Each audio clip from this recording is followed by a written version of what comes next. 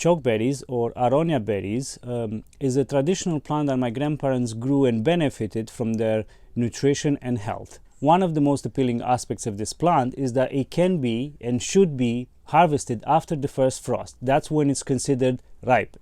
But with the advent of modern technology and freezers, we can harvest this plant or these berries as early as October, and then just put them in the freezer for 12 hours to make them ripen, and then just start this juice early in advance instead of waiting for, let's say, middle of November or as early as the beginning of December, depending on your climate. And just to try to convince you to give this recipe a chance, I'll just mention that the health benefits of this berry, of this plant, are super extensive.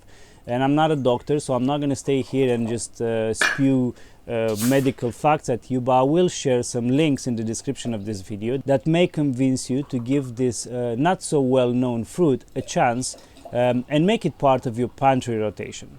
Why not? Come on, try something new. It's 2023.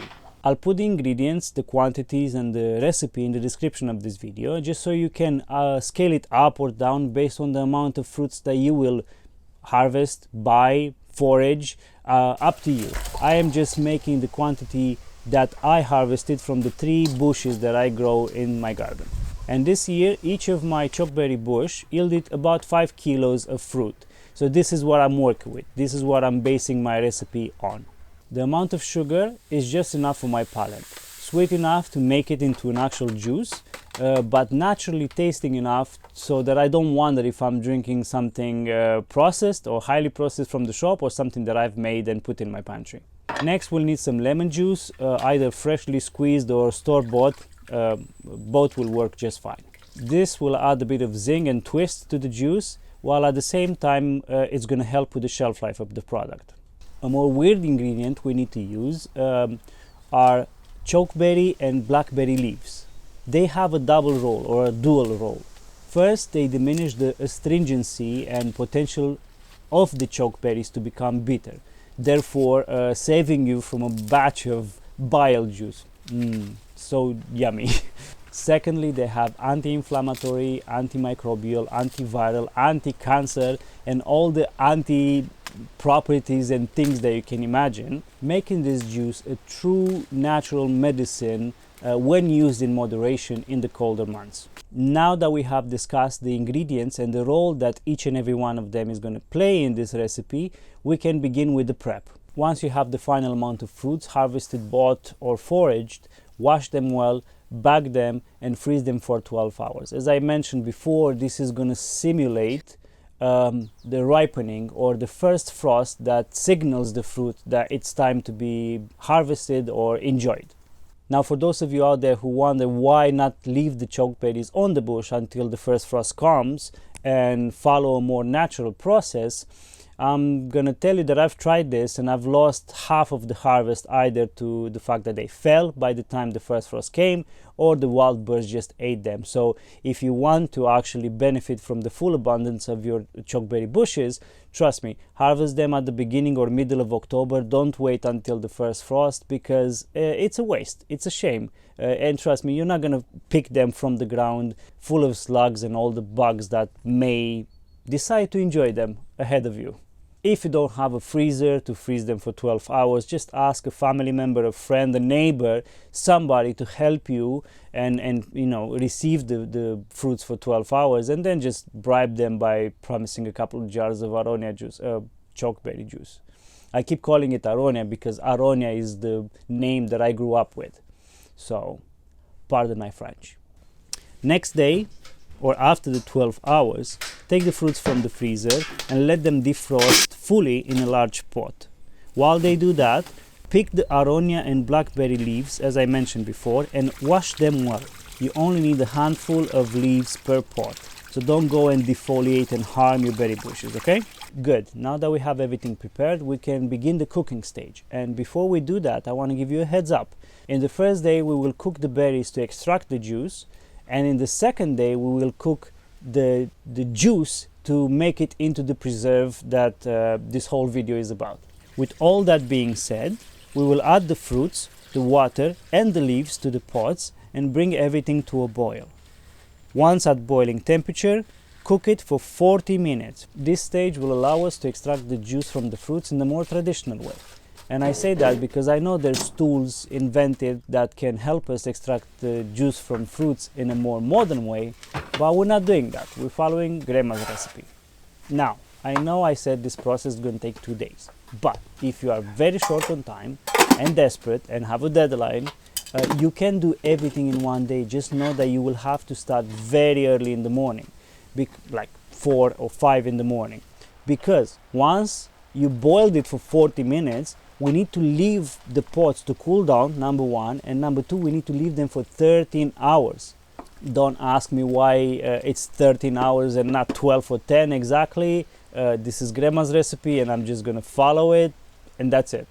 But this is very important. This hours that we leave the juice and fruits to rest is when the juice is being extracted. So I don't know, if you want to do it quickly, then start very early in the morning. If you want to enjoy the process, then just split it into 2 days. Trust me, it's gonna be much better. It's day 2 for me, and after a great storm, it's time to finish this project. Now, listen well and listen good. For this next step, you would be very wise to use surgical gloves or vinyl gloves. And not wear any white clothes at all, because this is going to be a very messy and staining process. Your hands will get stained, your clothes will get stained. Just wear the worst clothes that you have through the house. But if you don't have any surgical gloves or want to spend money on them, don't worry about it. I'll show you a trick later in the video on how to unstain your hands after this process. So all is well. I just wanted to give you a heads up. Okay, let's continue. We want to separate the solids from the liquids by using a sifter, a pasta strainer, or a colander. Take your time and remove all the berries in order to ensure a premium product. We don't want to leave any solid fruits in the juice. Once you're done with that, then the messy part begins. So, using your hands, gloved or not, and armed with a lot of patience and desire to build arm muscle, start squeezing all the juice out of the berries, with the emphasis on squeezing as much as possible out, because you've invested time, money, and potentially stained your hands forever with this project by now. As a side note, I have seen online fruit squeezers or squeezing machines, primarily used in the winemaking industry, that could work for projects like this.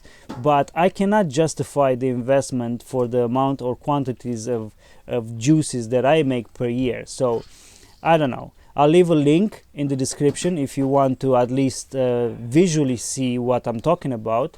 And if you think you can justify this to your family members, then by all means you can get one. It's not an affiliate link or anything.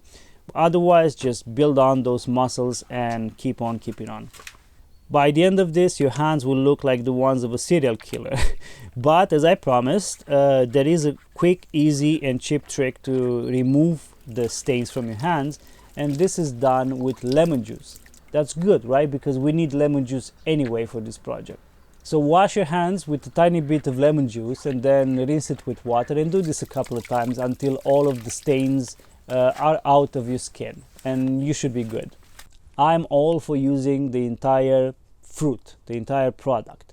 So the berry husks, the skins that we squeezed out, can be dried out in a dehydrator or a dryer and then used in the winter months for tea or herbal infusions. It's very healthy, very delicious, and will add a very nice special taste to your herbal infusions.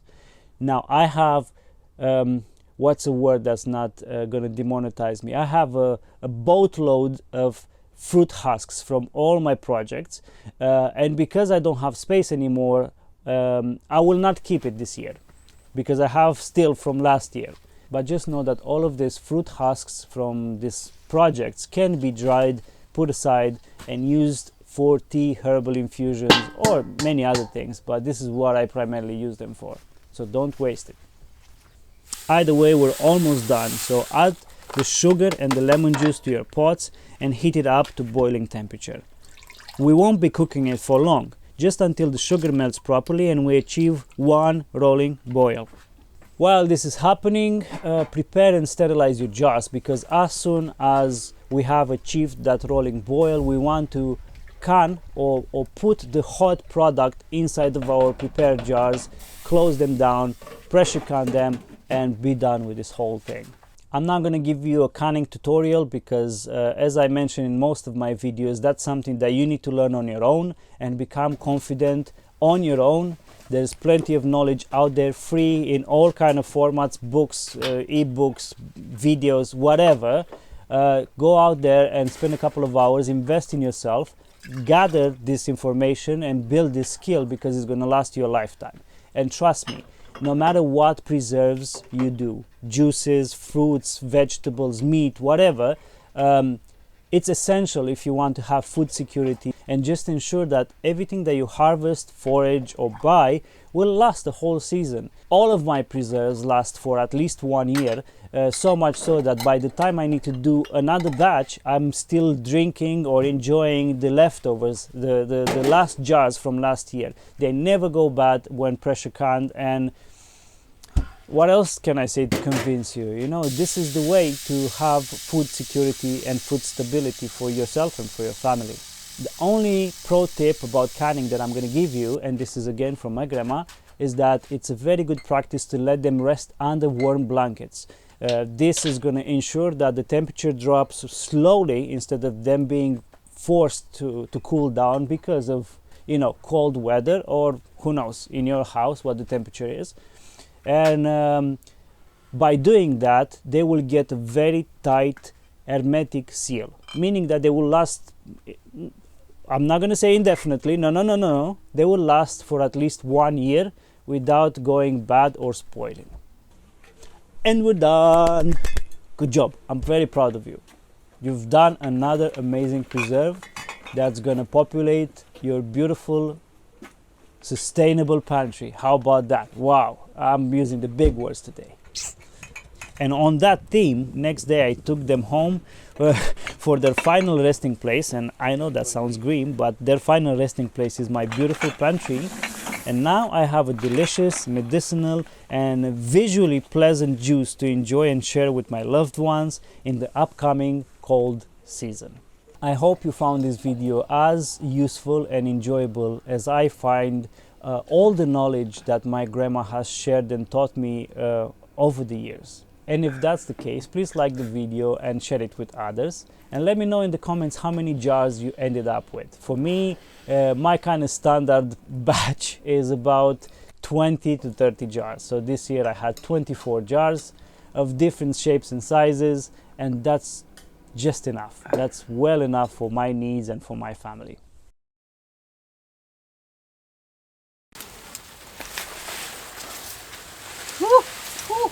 Spiders!